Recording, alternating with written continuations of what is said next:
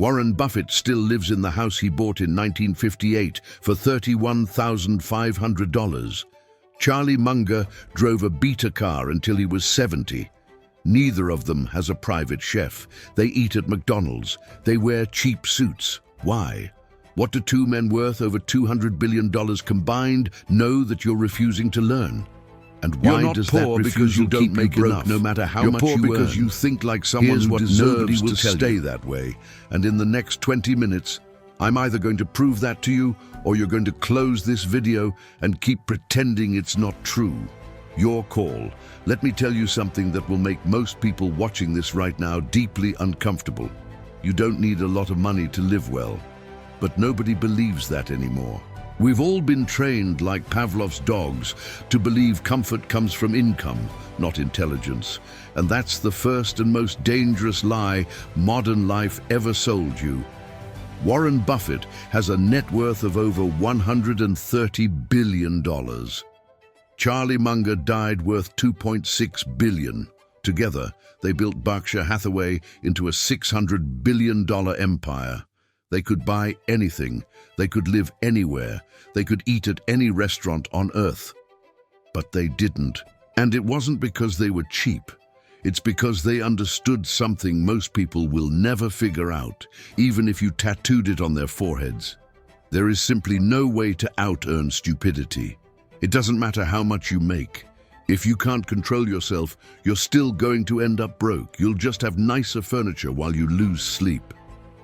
Warren and Charlie watched this pattern for 7 decades. Smart people, prestigious jobs, 6-figure salaries, and still living paycheck to paycheck, not because they were unlucky, because they refused to live rationally.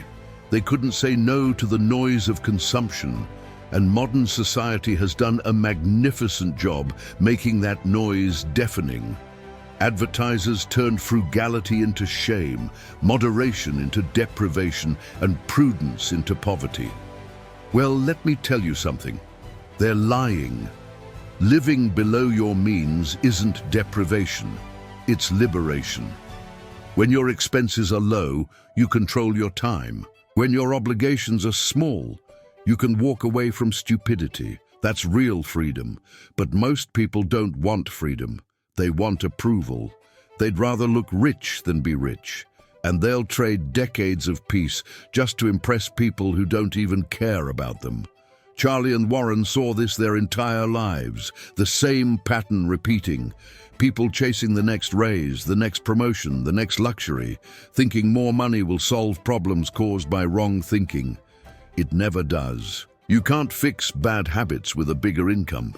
You just magnify your mistakes. If you can't manage $1,000 wisely, you won't magically handle $10,000. If you can't save on $50,000 a year, you'll be just as broke at $200,000. You'll just have nicer clothes and a prettier car to distract you from the arithmetic. Math doesn't care about your feelings. Math just compounds your decisions, whether they're good or bad. Here's what most people don't realize. The amount you actually need to live comfortably is far less than you think, because comfort isn't a product of income. It's a byproduct of clarity. You don't need to live in constant debt. You don't need to buy things you don't even remember wanting. You don't need to impress anyone. You just need to stop acting like you're immune to arithmetic. Warren and Charlie built Berkshire on simple principles. Spend less than you earn, invest the rest. Repeat for a long time. That's all wealth has ever been.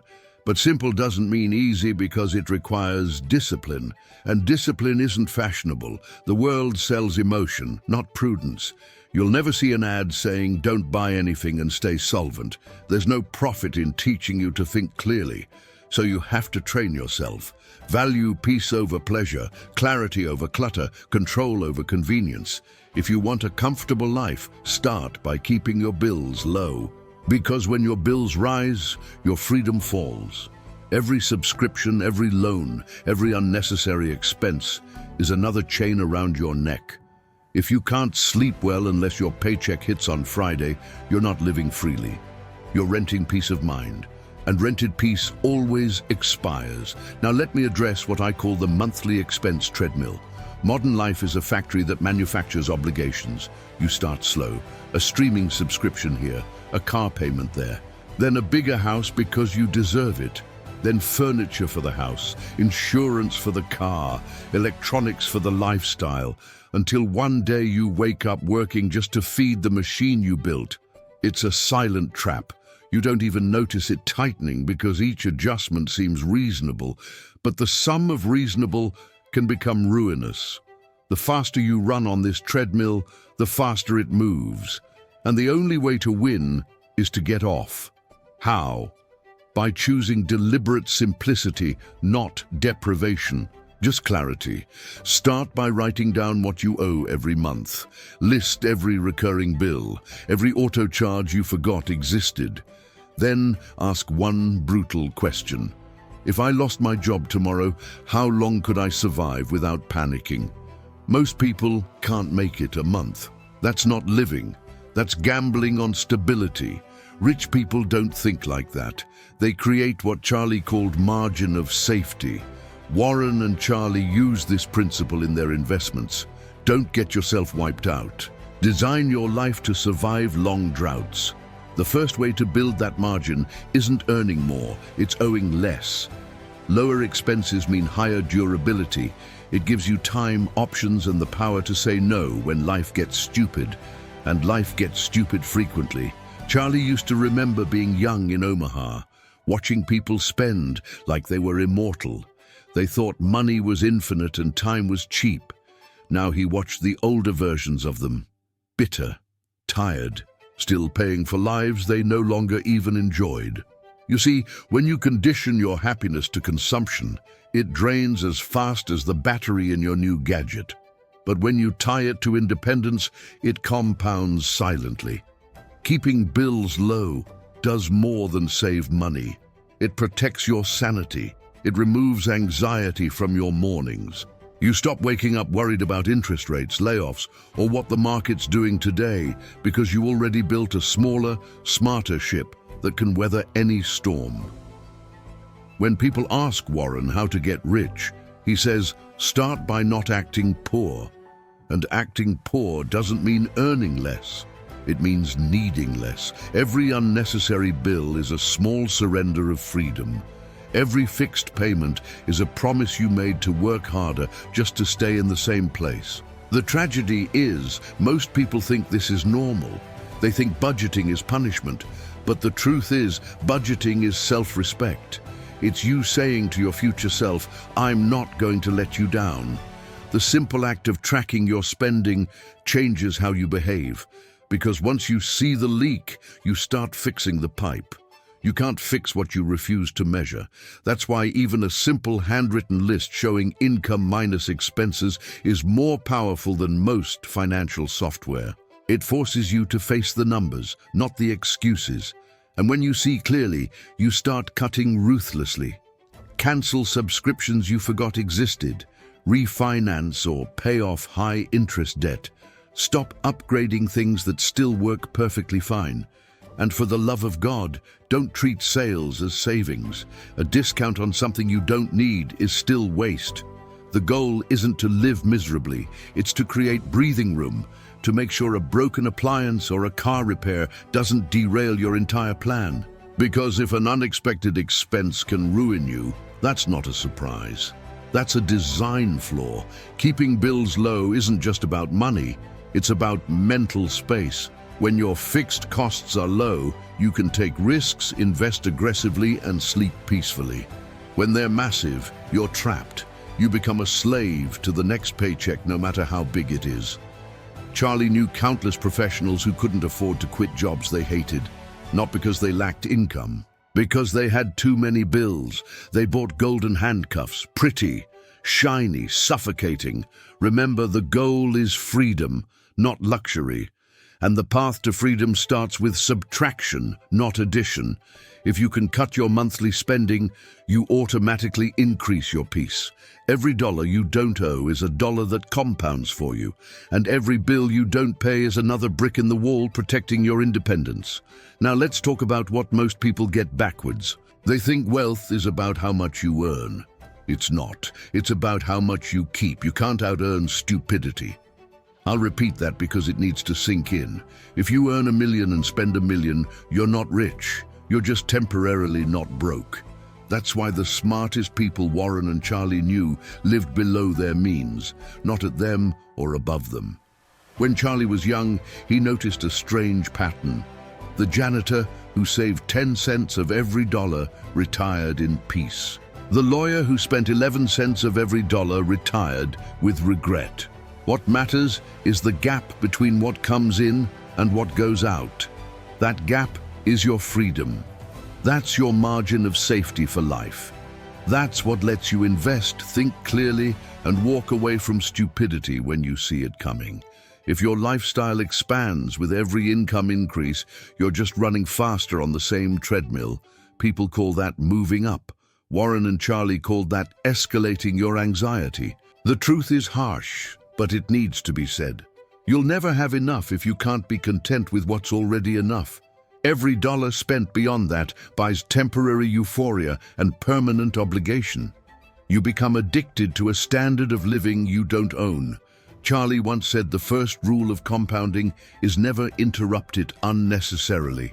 That doesn't just apply to investments, it applies to your behavior.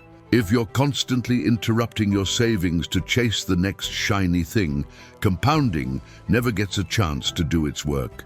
And compounding is the 8th wonder of the world if you give it time.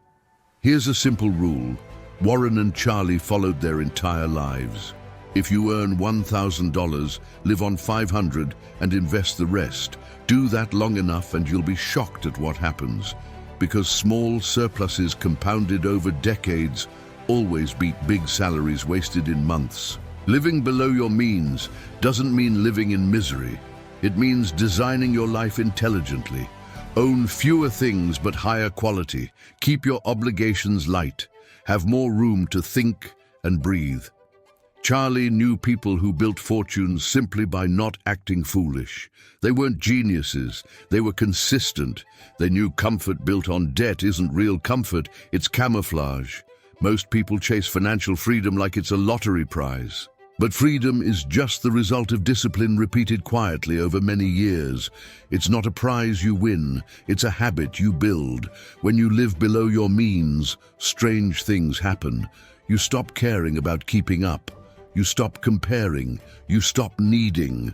That's when compounding starts working for you instead of against you. Every dollar you save is a soldier fighting for your independence. Every impulse purchase is a casualty discarded. And most people keep sending their soldiers to die in the war of vanity. The irony is when you stop living for appearances, life actually improves. Less clutter, less debt, more peace. You realize happiness isn't a function of consumption, it's a product of control. You'll hear people say you only live once, so enjoy life. That's idiotic because if you spend everything, you only live once before running out of money. The smarter version is you only live once, so live with foresight. Every decision about money is really a decision about time. Spending foolishly means trading future years for present moments. Spend wisely and you buy back decades of tranquility. That's real luxury. Time and peace, not toys and brands. Here's a test Charlie used on people. If you lost your job today, how many months could you stay home? If the answer is none, then you don't own your lifestyle. It owns you. Living below your means creates what Warren and Charlie called optionality. It lets you take risks, invest aggressively, or simply rest without fear. That's how you ensure the game doesn't end before you finish playing. Most people make the mistake of thinking success buys security.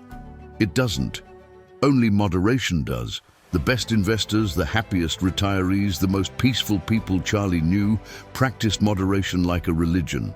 Because here's the uncomfortable truth. You can't accumulate what you don't save. And you can't save if you can't control yourself.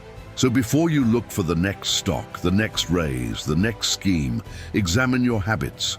If your spending rises whenever your income rises, you're not progressing. You're inflating. And sooner or later, bubbles burst. The smartest move isn't earning one more dollar. It's mastering the urge to spend what you already have. If you do that long enough, wealth becomes inevitable. Not because you found a shortcut, because you stopped doing stupid things. Now here's something most people don't understand about windfalls: bonuses, tax refunds, overtime pay, inheritance. This is where most people fail the intelligence test. They call it extra money like it's free, so they spend it like it's free. And within weeks it's gone, and they don't even remember what they bought. Let me be clear. How you handle windfalls says everything about your financial maturity. If you squander it, you're impulsive. If you plan it, you're building a future.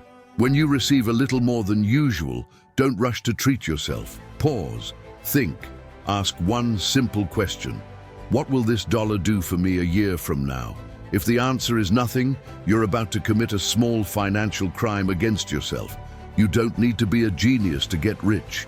You just need to stop acting like an idiot when you get lucky. Charlie saw people turn small windfalls into lifetime advantages.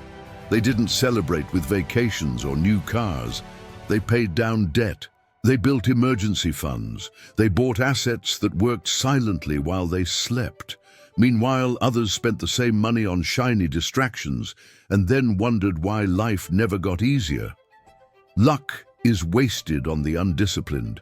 Every dollar you spend with purpose compounds. Every dollar spent thoughtlessly vanishes and teaches you nothing. That's why Warren and Charlie always told young people, when extra money shows up, act like it's not showing up again, because often it won't. If you don't assign it a job, it will find trouble. And money loves trouble. Plan before it arrives.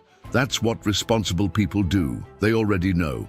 If I get a bonus, 50% goes to investments, 30% to debt, 20% to enjoyment. Simple, predictable, rational, no emotion involved. You see, emotion is what destroys financial progress. People taste success and immediately want to broadcast it. They forget uninvested money compounds. Conspicuous money vanishes. You don't need to live like a monk, but you need to live like a strategist, because money without a plan always ends in waste. By planning where every extra dollar goes, you remove randomness from your life. And randomness is what ruins most people. The difference between those who build wealth and those who stay stuck isn't opportunity. It's discipline. Discipline with what seems small today.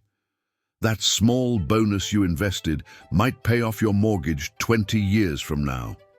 That tax refund you used to kill debt might save you decades of interest. That extra paycheck you put in an index fund instead of taking a trip might give you financial freedom while everyone else is still working. People underestimate how fast discipline compounds. They think it's just a few hundred, but a few hundred invested intelligently and repeatedly turns into independence faster than you imagine. The world doesn't reward the smartest, it rewards the most consistent. Consistency might sound boring, but boring builds empires. Here's how Charlie thought about it. Every dollar you earn represents a choice. It can work for you or against you. If you spend it, it's gone. If you invest it, it recruits more dollars to your army. Over time, that small army becomes an empire. The tragedy is, most people never give their money a chance to work. They fire it as soon as it arrives. It's not the market keeping people poor. It's the absence of a plan.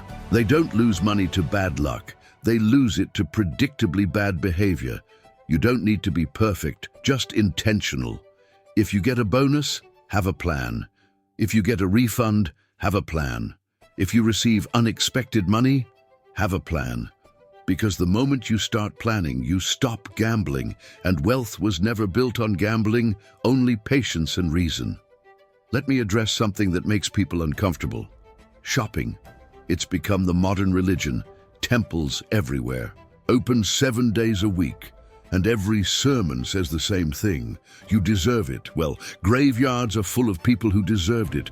Charlie wasn't against comfort. He was against stupidity. And most spending today is nothing but stupidity disguised as self-care. You walk into a store to buy one thing and leave with five. You open an app just to browse, and suddenly you've bought another gadget you'll forget about in a week. That's not bad luck. That's engineered behavior. Companies spend billions studying how to make you click now. They know your impulses better than you do, and every impulse purchase is a small win for them and a small defeat for you. That's why Warren had one simple rule that saved him millions over his life. Never buy anything the same day you want it. Wait 24 hours. If you still want it tomorrow, maybe it's worth it. But you'll be shocked how often the desire evaporates faster than reason returns. The 24-hour rule might sound trivial, but it's a form of discipline. And discipline is wealth's bodyguard. By delaying gratification, you reclaim power. The world tries to sell you comfort on credit. Because make no mistake, debt is comfort's hangover. Most entertainment works the same way. It's marketed as reward. You worked hard, so now you deserve to escape. But escape costs money, and escaping often enough becomes addiction. Charlie saw people spend half their income on fun. Concerts, dinners, events, weekends that vanish faster than receipts fade. They confuse stimulation with satisfaction. You can have fun without going broke. Just ask, is this pleasure or is this compensation? Most people don't want joy. They want distraction from a life they don't control. When you fix the foundation, when you're not drowning in bills, when you invest wisely, you don't need as much entertainment. Your life becomes peaceful enough that you don't feel that desperate need to escape. There's nothing wrong with enjoying life, but pleasure without boundaries becomes corrosive. So set limits. If you love dining out, plan to do it once a week. No guilt, fully enjoyed. But not every night out of boredom or habit. The secret isn't eliminating pleasure, it's giving it context. Pleasure should be the spice, not the main course. And remember, not all entertainment is equal. Some things feed you, others drain you. A good book costs $10 and can shift your perspective for decades. A random night out might cost $200 and leave you with nothing but a headache. If you're going to spend on things that appreciate over time. Education, health, relationships. The returns on those investments are exponential. Everything else depreciates the moment you touch it. Impulse spending is an emotional investment with guaranteed losses. That's why marketers always target your feelings, never your logic, because logic doesn't buy. Emotion does. But the older you get, the clearer it becomes. Satisfaction doesn't come from accumulation. It comes from control, from being able to look at something you could buy and say, no, I'd rather keep my freedom. Every time you resist an impulse, your financial strength grows. Every time you give in, you feed the weakness, keeping you poor. True luxury isn't what you own, it's what you can walk away from. A person who knows how to say no lives better than the one who says yes to everything. That's why moderation is underrated. It's not trendy, but it's the foundation of every lasting fortune. Most people chase dopamine, not dividends. They feel the thrill of spending, then the dread of bills. It's a cycle of momentary joy and long-term regret. The rational man breaks this cycle by questioning every purchase, every desire, every illusion. Ask yourself, do I want this, or was I told to want this? Does this purchase add meaning or just kill boredom? Honest answers will save you a fortune. If you practice this long enough, you'll notice something strange. You start enjoying what you already have. You realize you didn't need more. You just needed perspective. Now let's talk about something nobody wants to hear, but everyone needs to practice. Research before buying. People spend weeks researching vacations, but 5 minutes buying a car. They'll spend an hour comparing Netflix shows, but won't give 10 minutes to reading a product review before spending thousands. That's not poverty. That's negligence. And negligence has a price. Warren and Charlie watched this pattern their entire lives. People think they're saving time, but they're really trading intelligence for convenience. And convenience, when it comes to money, is a very expensive luxury. Let me tell you something simple. Warren and Charlie practiced their entire career. Every purchase is an investment decision. You're trading capital for utility. And if you don't understand the value, you're gambling. It's no different from buying stock. When you buy a company, you study its fundamentals, earnings, debt, durability. When you buy a car, a washing machine, or even a laptop, the logic should be the same. But most people don't. They just pick what shines and hope it works out. Hope is a terrible strategy in finance or shopping. When you fail to research, you pay twice for ignorance. Once with money and once with regret. Because ignorance always compounds faster than interest. Here's the thing. Products aren't equal. 2 washing machines might look identical, but one lasts 10 years and the other breaks in 3. Buy the cheaper one twice and congratulations, you paid more for less. That's not saving money. That's prepaying for stupidity. Research turns spending into strategy. It turns impulse into intelligence. It forces you to pause long enough to ask, what am I actually buying? Most people hate that question. They don't want to think, they want to consume. But thinking is what protects you from the traps built for the impulsive. And in case you haven't noticed, the world is full of traps. They call them limited time offers. Act now. Only 2 left in stock. All of it designed to shut off your brain, because your brain, if you use it, ruins their business model. If you want to live smart, make thinking a reflex. Do your research before handing over your wallet. Every hour spent researching prevents hours of frustration later. Warren and Charlie built their fortune doing something most people are too lazy to do. They read a lot, they studied, they compared, they analyzed, they questioned. That habit applies to everything, not just stocks. When you buy a house, understand property taxes, maintenance costs, resale value. When you buy a car, learn about repair history, fuel efficiency, depreciation curve. When you buy electronics, check lifespan, replacement cost, compatibility. If you don't understand it, don't buy it. That's a simple rule, but most ignore it and pay dearly. People love saying time is money, but they forget ignorance costs more than patience ever will. A few hours of research can save you thousands. That's a trade even a fool would make. But most don't, because the modern world rewards speed over sense. They want it now. They click before thinking. Then they wonder why they're broke and miserable. You don't need to be paranoid, just rational. Compare.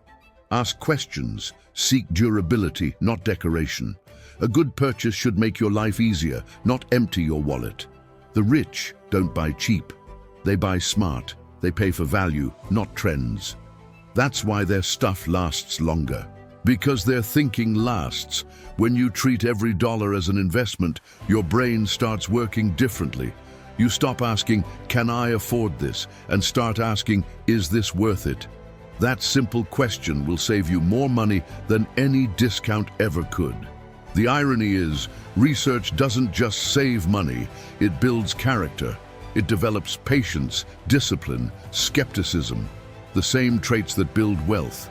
You can't be reckless with small money and expect to be wise with large sums. Habits compound the same way capital does. So before you buy anything, big or small, do the boring work. Learn, compare, verify. Don't let marketing think for you, because if someone else is thinking for you, they're also spending for you. The market preys on laziness. Your best defense is diligence. The person who reads the fine print always has an edge over the one who clicks accept without looking. That's not luck, that's literacy. Here's something that separates the wealthy from the perpetually broke: maintenance. Most people are great at buying things. They're terrible at keeping them alive. They'll spend months choosing the right car, then ignore oil changes. They'll brag about owning a home, but ignore the roof until it leaks. They'll invest in health, then eat like they're trying to die early. That's not bad luck. That's bad maintenance. And bad maintenance is one of the world's most expensive habits. You see, most people think wealth is about accumulation, but real wealth is about preservation. What's the point of making money if you can't stop what you already own from falling apart? In business, Warren and Charlie called this capital preservation. In life, it's called common sense. A well-maintained machine lasts decades. A neglected one dies early and takes your wallet with it. Same with your body, your house, your relationships, your mind. Everything deteriorates if you don't pay attention to it. Entropy is nature's favorite hobby. Let me put it this way. In every area of life, prevention is cheaper than repair. People ignore their cars until they break down, their roofs until they leak, their teeth until they ache, their finances until they collapse. Then they panic and call it an emergency. It's not an emergency. It's neglect coming due. Charlie learned early that small maintenance costs compound positively. A $50 oil change prevents a $5,000 engine failure. A $200 checkup prevents a $20,000 hospital bill. A simple conversation can stop a friendship from deteriorating. Yet people skip all three because they're busy. Being busy is the favorite excuse of the incompetent. They're too busy to maintain what matters and somehow find infinite time to fix what they could have easily prevented. Charlie saw companies run by brilliant executives collapse because they stopped checking fundamentals, and he saw people go broke the same way. The principle doesn't change. Neglect compounds faster than interest. That's why Warren and Charlie always told people your job isn't to constantly chase new. It's to make sure the old keeps working. In investing, they maintain discipline. In life, they maintain systems. It's the same muscle.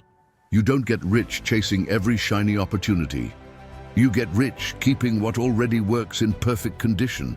It's not exciting, it's not glamorous, but it's profitable.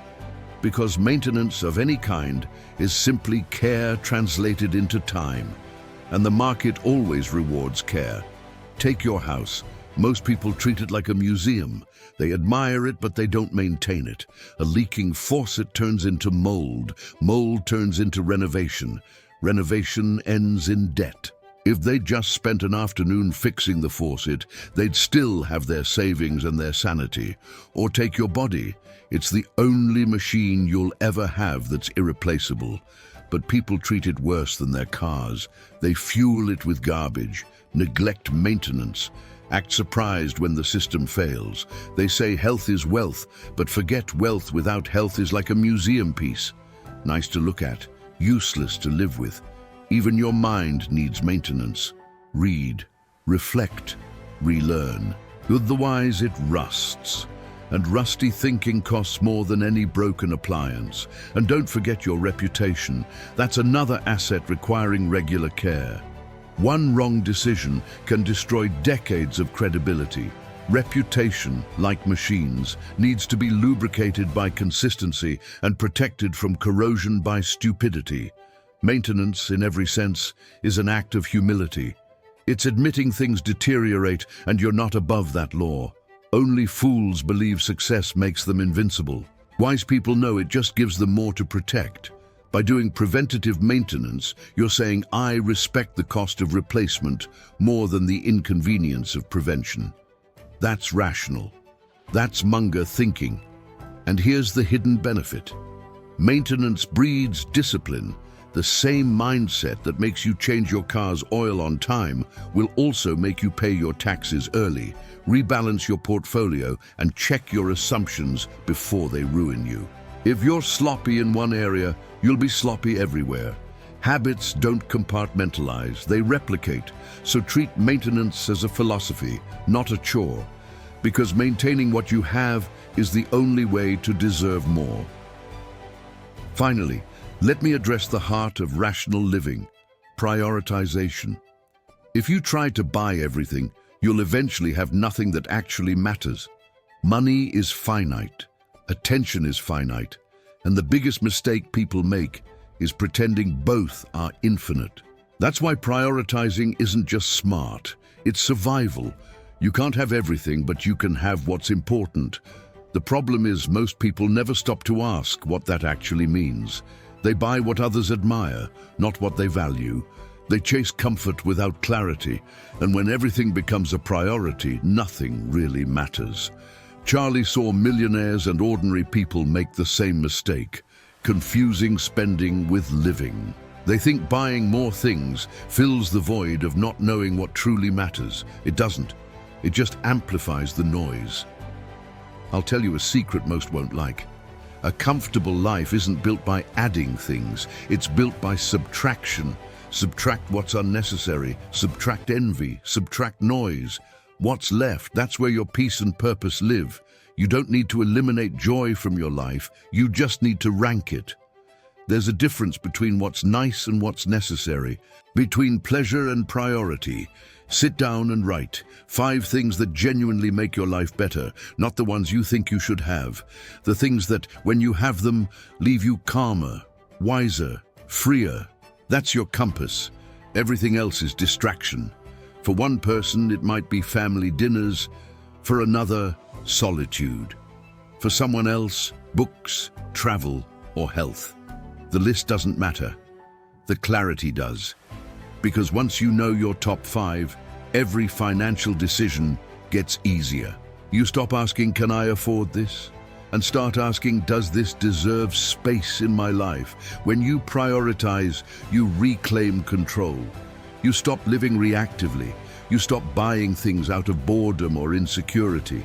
You start spending like an investor, allocating capital toward happiness that compounds. Yes, happiness can compound. If you invest in things that truly matter, the return multiplies over time. Good education compounds, good health compounds, good relationships compound. Everything else depreciates faster than your latest phone. So before you spend, pause and ask, will this still matter to me 5 years from now? If the answer's no, it's probably waste. This kind of thinking might sound cold, but it's not. It's clarity.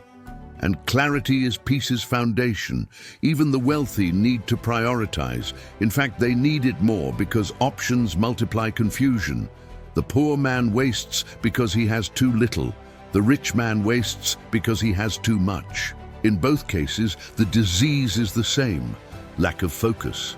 If you learn to prioritize on a small income, you'll be invincible when you have more. Because money doesn't change your behavior. It amplifies it. If you're reckless when you're broke, you'll be catastrophic when you're rich. And that's why learning to live on less is training. You're learning to think, to choose, to discern.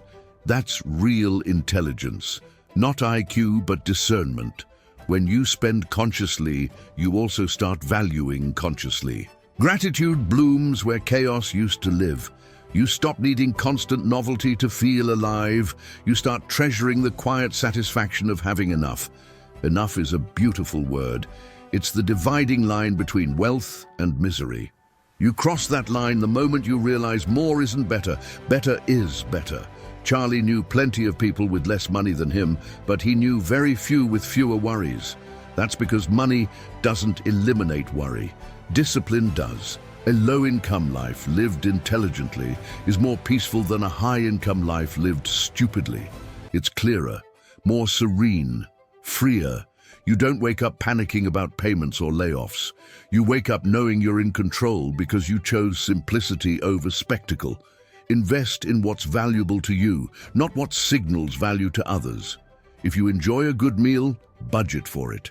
If you love books, buy them. If you crave experiences, plan them.